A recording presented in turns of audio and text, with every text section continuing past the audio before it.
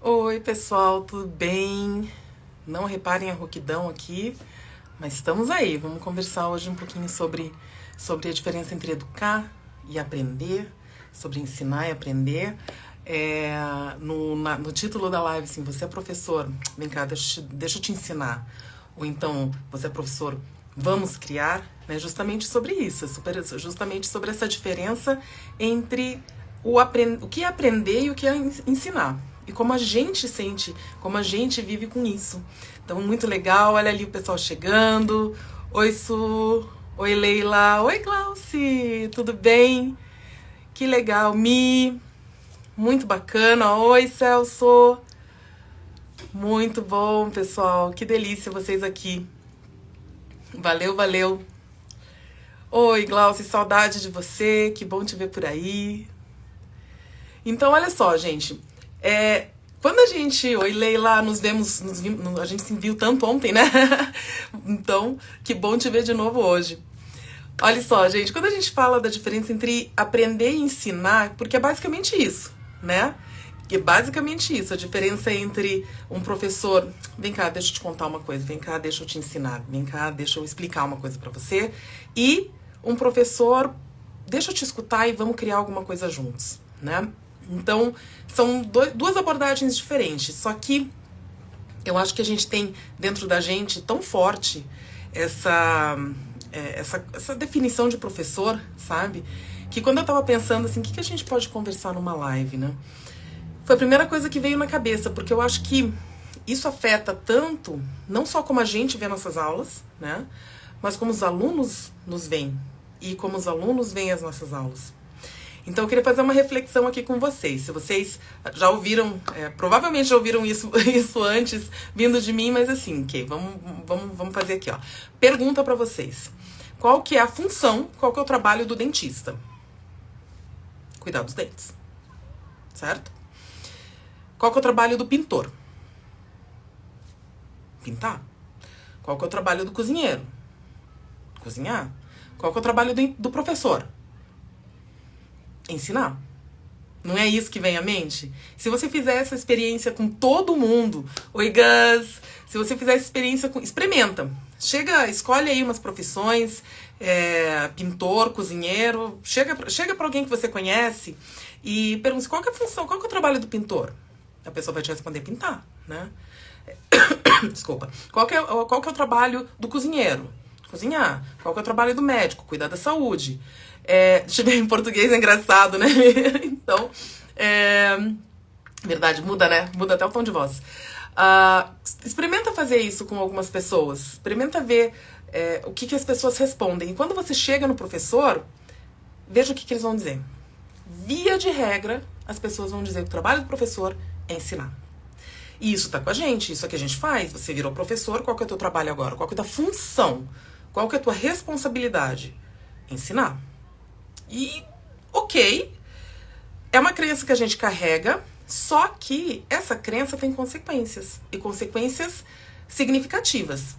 Porque, afeta o modo como a gente pensa sobre as nossas aulas, o que a gente precisa fazer nas nossas aulas, e afeta também o que os alunos esperam das nossas aulas. Pensa aqui comigo. Se o trabalho do professor é ensinar, qual que é o trabalho do aluno? Aprender, né? Mas ele aprende porque o professor ensinou, certo? O aluno, na verdade, está numa posição de consumidor, ok? Ele senta e garanto, me conta aqui nos comentários se vocês já tiveram esse tipo de aluno, eu já tive, que senta na carteira, se encosta e me ensine. Pronto, eu estou aqui agora, enche esse vaso vazio de conhecimento, né? Me diz se já aconteceu com vocês, se vocês já tiveram alunos assim. Se alguma coisa der errado nesse processo, quem que é o responsável? Pensa comigo aqui, Netflix, tá? Netflix. Vamos supor que você está assistindo uma coisa lá, a legenda tá errada, você tá pedindo para em português, ela tá indo em espanhol, o áudio tá todo torto. O que você vai fazer? Você vai corrigir? Não. Você vai reclamar. E por que você vai reclamar? Porque você é o consumidor, certo? Então, como consumidor, qual que é a tua responsabilidade? Consumir o que te apresentam. Então, eu tô pagando para ter qualidade de seriados e vídeos e filmes. Eu tô pagando para que quando eu pedir que a legenda do filme em russo venha em português, que essa legenda funcione. Eu tô pagando, eu sou consumidor, então eu tenho direito dessa qualidade que eu espero. E eu não vou fazer nada a respeito de algum problema, a não ser reclamar. Porque a responsabilidade é sua. Quando você é consumidor, essa é a atitude que você tem, não é? Agora, do ponto de vista do professor, então, ok, se as nossas aulas tratam o aluno meramente como um consumidor, isso pode refletir no aluno. E como que isso reflete na gente? Na gente reflete porque a gente vira provedor. Se o teu trabalho é ensinar, você tem que prover conhecimento. Tá na tua mão. Assim como o Netflix tem que oferecer as séries, os vídeos, a legenda tem que estar funcionando, o áudio tem que estar bom, a imagem tem que estar boa. Assim como é responsabilidade do Netflix oferecer isso para os consumidores, é a nossa responsabilidade. Se a gente parte do princípio que o nosso trabalho é ensinar, a gente deve fornecer o conteúdo. A gente tem que trazer o conteúdo.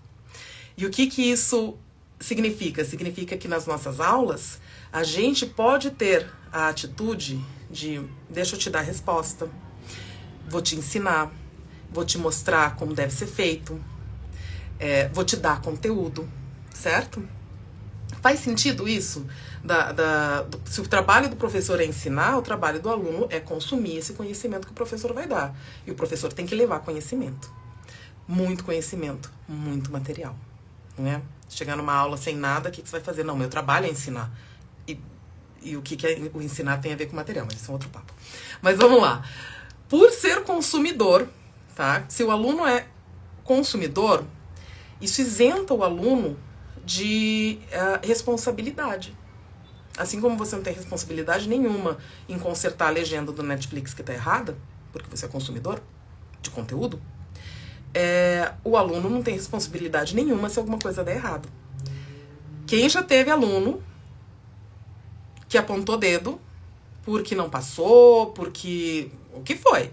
E apontou o dedo porque a responsabilidade é tua, a culpa é do professor. Coordenadores que você não ensinou direito. O que você fez nas aulas que você tem aluno reprovando? Então, essa mentalidade do trabalho do professor é ensinar, ela atinge muito, ela respinga em muita coisa, ok? E é uma coisa que a gente traz na gente, porque é assim que a gente aprendeu também, não é? É assim que quando a gente falou, você é professor, qual que é a tua função? Ensinar. O que você faz? Se eu perguntar hoje pra você, o que você faz? Eu ensino italiano, eu ensino inglês, eu ensino matemática, não é? Você fica naquela, assim, o meu trabalho é ensinar. E é claro que a gente não vai reinventar a roda agora, né? Quando alguém pergunta o que você faz, ensino inglês, eu não vou mais dizer isso porque, na verdade, eu sou uma facilitadora. Gente, ninguém vai te entender, né? Então, não, né? Calma aí, né? De repente a pessoa tá interessada em aprender inglês, tá procurando um professor de inglês, você inventa toda uma nova nomenclatura lá, a pessoa nem sabe o que você faz, né? Então, não, tudo bem, pode falar que ensina inglês, não tem problema. Mas as tuas aulas não podem ser aula nenhuma, né?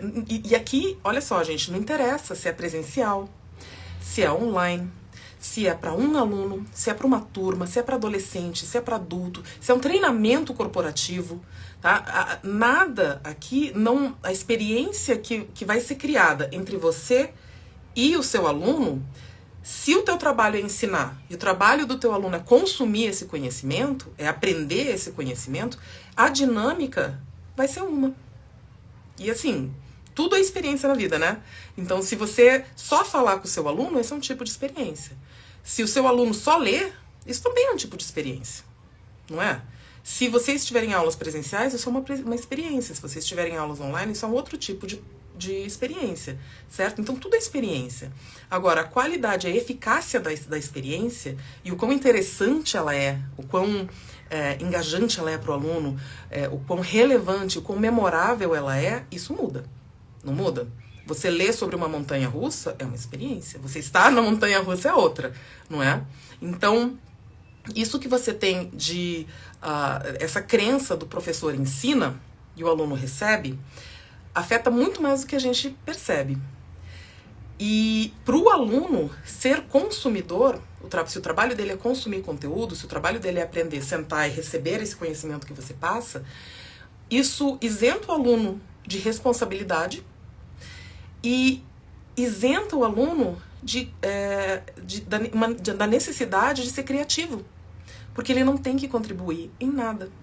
Ele não tem que pensar, ele não precisa fazer nada. Ele só precisa consumir. Quando você está assistindo um filme no Netflix, você tem que se preocupar se a trama vai para cá ou se a trama vai para lá, ou fazer alguma coisa a respeito, se uma personagem não está tão popular, tirar a personagem de repente, ou pensar no figurino, você não precisa fazer nada. O teu trabalho é consumir. Então, manter essa crença de que aluno vem para a aula para aprender, porque você vai ensinar, ela tem consequências e prejudica o aluno também. Sem responsabilidade e sem precisar usar a criatividade, usar suas experiências, seu conhecimento prévio.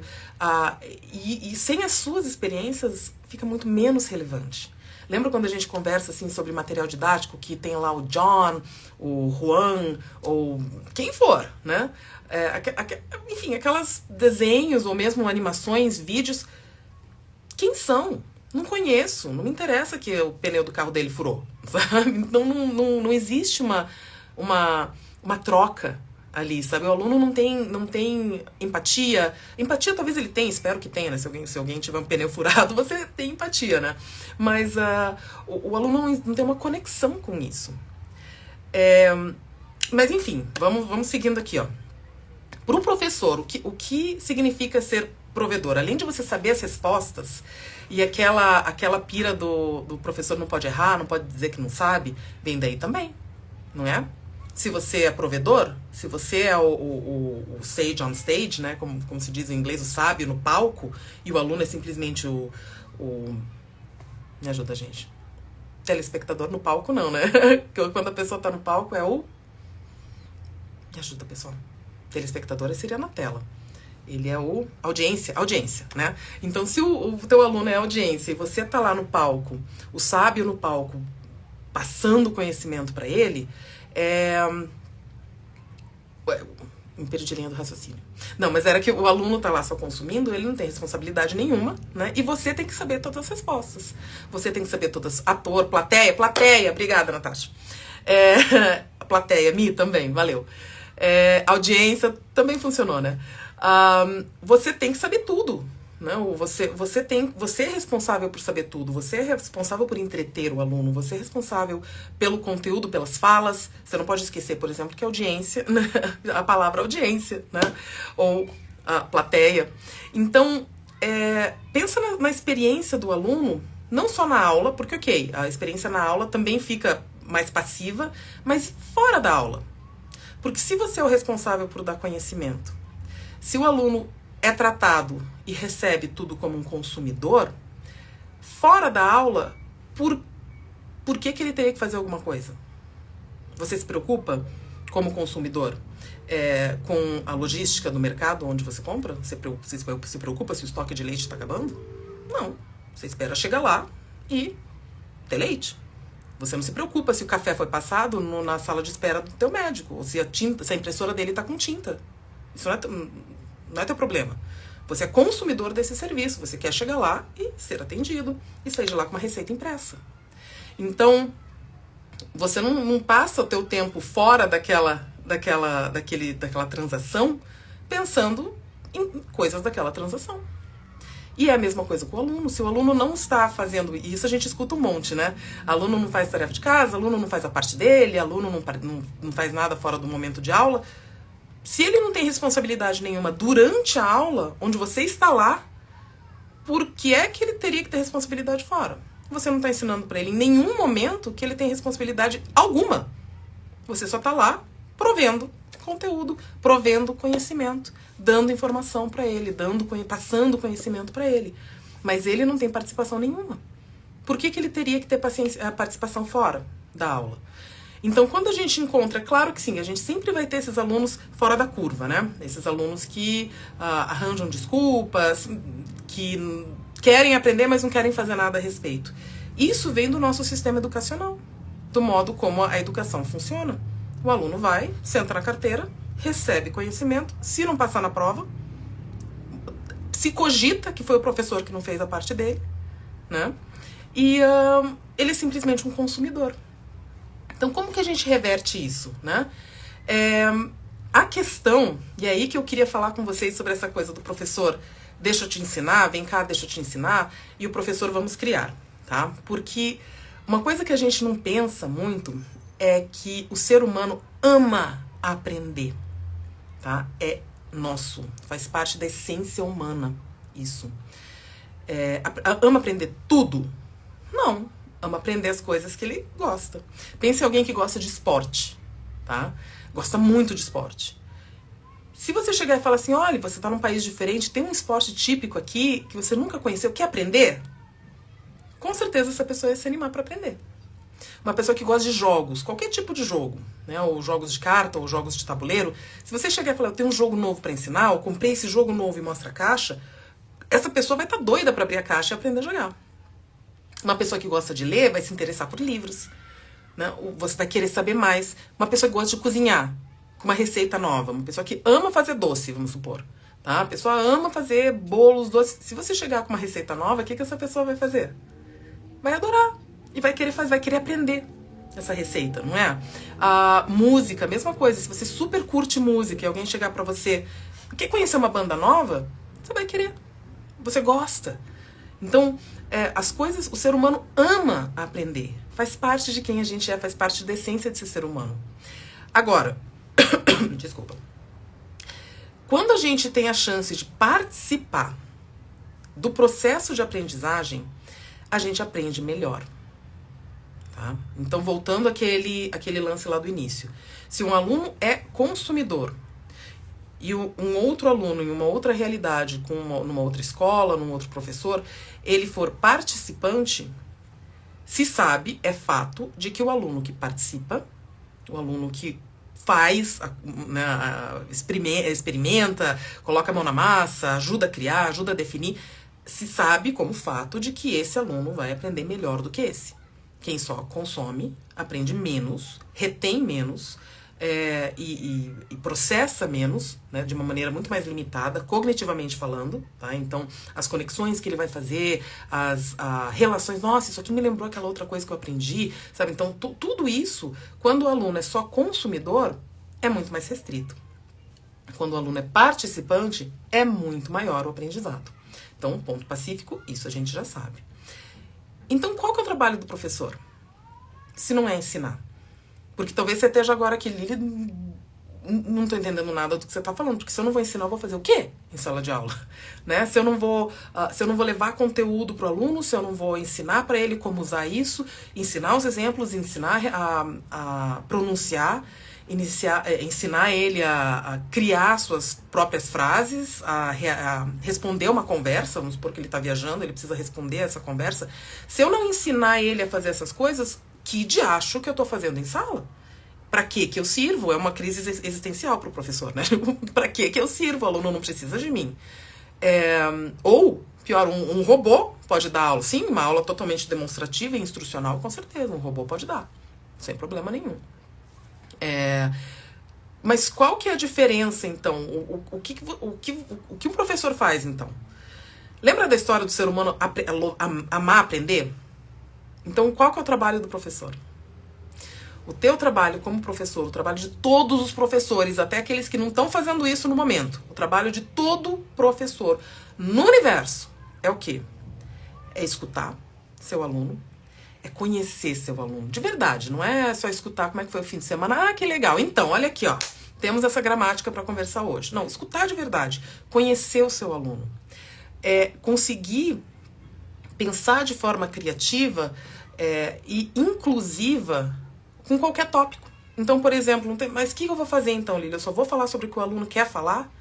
Todo mundo tem alguma coisa para falar sobre muita coisa. Sobre muita coisa. Essa semana a gente estava conversando com uma professora incrível, Fabi, e a gente estava falando sobre alunos de business, né? E sobre a dificuldade que às vezes a gente tem. Gabriel, eu sei que você tá aí também. Essa coisa de, nossa, eu tenho um grupo de business e assim, eu tenho um cara de RH, eu tenho um cara das finanças, eu tenho um cara do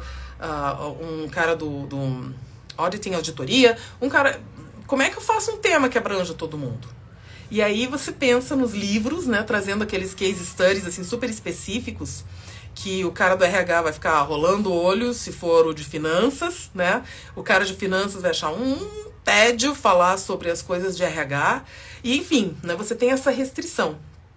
Mas quando você pega um tópico, daí a gente até conversou sobre gaslighting, né?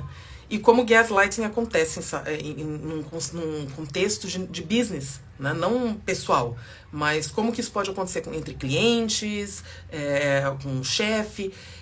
Então, assim, todo mundo tem alguma coisa para falar nesse sentido. Se não é uma experiência que já teve, é uma opinião. Certo? Então, o que você acha quando falando de um contexto business, né? Quando você está lidando com um cliente, por exemplo, ele fala uma coisa e depois você vai conferir e ele está dizendo outra. Né? Ou quando o teu chefe promete alguma coisa e daí você vai checar com ele depois, combinado então? Posso fazer? Pode fazer o quê? Não, a gente conversou sobre isso? Não conversamos, não. Então, por mais que isso não tenha acontecido com essa pessoa específica, né? Ela tem ou empatia, né? Ela consegue simpatizar com a situação, ou uma opinião.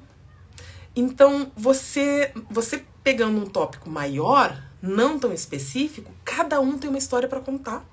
De repente, o de finanças tem uma história para contar sobre isso. O de RH tem uma história para contar sobre isso também. E não fica sendo específica porque todas estão embaixo de um mesmo tema sobre o qual os alunos já estão, com o qual eles já estão trabalhando, sobre o qual eles já estão interessados. Então, você não precisa super nichar, sabe? E fazer uma coisa... eu preciso achar uma coisa que todos os alunos amem de paixão. Se você trabalha com grupos, isso é muito difícil, né? Não sei se vocês trabalham com grupos, mas, gente, se você tem 4, 6, 8 alunos, como que você encontra um tema pelo qual todos são apaixonados? Você não precisa? Você pode encontrar um tema sobre o qual todo mundo tenha ou uma experiência, ou uma opinião, ou consiga empatizar com experiências alheias. E isso significa construir com o aluno. Porque quando você traz para ele uma coisa pronta, ele só consome. Quando você chega com um tema e começa a puxar experiência, começa a puxar opinião, começa a puxar... sabe, nossa, isso aqui aconteceu. Já aconteceu com você? Não, nunca aconteceu. Ok. Né? Você não tem a experiência desse aluno especificamente sobre isso. Mas você acha isso aqui legal, ruim, bom? O aluno consegue empatizar. E isso foi certo o que foi feito, o que aconteceu? Não, achei que foi errado. Então você consegue ter uma opinião. Então o aluno, ele tem uma participação, ele tem uma voz ali. Ele não está só consumindo, ele está também construindo e decidindo para onde o caminho vai. Teu plano era trabalhar sobre isso, cobrir, de repente, talvez esse tópico gramatical, falando de professores de idiomas, né? Esse tópico gramatical, trabalhar com esse vocabulário, mas você trouxe... Que vocabulário você trouxe? Você trouxe umas 5 palavras e pronto. Acabou. O resto das palavras, quem vai te trazer? Seus alunos. E são as palavras que eles vão querer usar, que eles precisam para se comunicar. Então, assim, se eu colocar lá mentir, distorcer a realidade, que foram os exemplos que a gente lidou lá, né? Então, assim, mentir, distorcer, quebrar promessas. Se eu colocar essas 3 palavras ali, sem te contar nada, vamos supor que a aula seja aqui, ó. Gente, se eu colocar essas 3 palavras aqui, ó, mentir, distorcer realidade, quebrar promessa. Me digam agora, façam um mapa mental aí, um brainstorming, não é um mapa mental, na verdade, façam um brainstorming aí, anotem no caderno de vocês 10 palavras que vocês associam com essas situações. Beleza? Beleza. Então, ou então 3 palavras que vocês associam com cada uma delas. Olha quanto vocabulário você tem aí. Se você tem 2 alunos e cada um fizer 3 para cada palavra ali, olha isso. Só que quem trouxe vocabulário? Eles. Você tá checando conhecimento prévio ali, não é?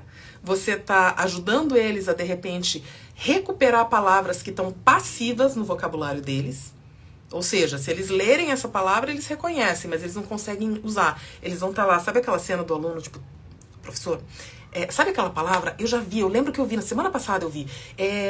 Quando você diz isso e quer fazer isso, sabe aquela palavra? É um conhecimento passivo deles. O que está acontecendo naquele momento? Você está ajudando eles a ativar. E outra, aquela lista de 30 mil palavras que você poderia ter trazido, quantas delas realmente são relevantes para esse aluno? Então, construir com o aluno significa, sim, abrir um pouquinho a mão do controle, que muitas vezes sobrecarrega a gente. Você está aí preparando com 20 minutos, gastando 20 minutos para fazer uma apresentação de PowerPoint ou no Canva, com as palavras, com o vocabulário, com os exemplos. Por que você está fazendo isso? Meu Deus, professor, por que você está fazendo isso? Traz 2 exemplos, traz 5 palavras e o resto. É muito pouco, Lili, muito pouco conteúdo. Desculpa, lembra do começo da nossa live? Quem que tem que produzir conteúdo? Professor, teu trabalho é ensinar? Teu trabalho é só prover conteúdo? Não. Teu trabalho é tirar conteúdo do seu aluno. Quando um aluno tem curiosidade sobre um tema ou curiosidade sobre um tópico, você tem que ter curiosidade pelo que esse aluno tem a contribuir. Eu vou repetir isso aqui porque é muito importante. Eu quero que meu aluno seja mais curioso para aprender. Você está curioso sobre o que o teu aluno tem para contribuir? Porque isso é a chave para esse aluno se transformar num criador com você, num construtor desse conhecimento. Quando você constrói, você não é consumidor. Quando você não é consumidor, você tem responsabilidade. Lembra da história do Netflix? A legenda deu errado? Você tem responsabilidade sobre isso? Não, você só vai reclamar. Agora, quando você tem responsabilidade, o que acontece? Você faz alguma coisa a respeito. Se você hoje só está tratando o teu aluno como consumidor, e isso às vezes o aluno vem pra gente lindinho, sabe? O aluno vem pra gente super disposto. Só que a gente fica macetando tanto conteúdo nesse coitado, e tanta coisa, ó, tá aqui o PDF, tá aqui a lista do vocabulário que a gente trabalhou hoje, tá aqui a lista das palavras que você errou, tá aqui a lista das frases que a gente usou, tá aqui a tradução da frase que a gente usou. Você dá tanta coisa para esse aluno que você transforma essa alma que estava curiosa, que tinha sua criatividade, que tinha suas próprias experiências, sua própria história, você está transformando esse aluno num consumidor. Só que tenho notícias para você, gente. Consumidor aprende menos. Quem aprende menos faz menos, cresce menos. Então, assim, você não está fazendo favor nenhum por esse aluno. Nenhum.